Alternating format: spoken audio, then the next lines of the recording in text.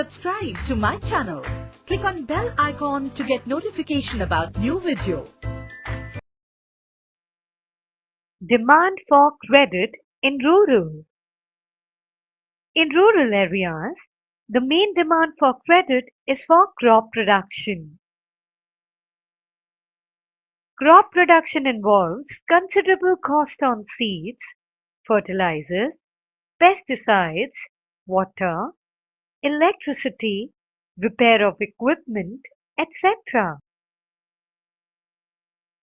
There is a minimum stretch of 3 to 4 months between the time when the farmers buy these inputs and when they sell the crop.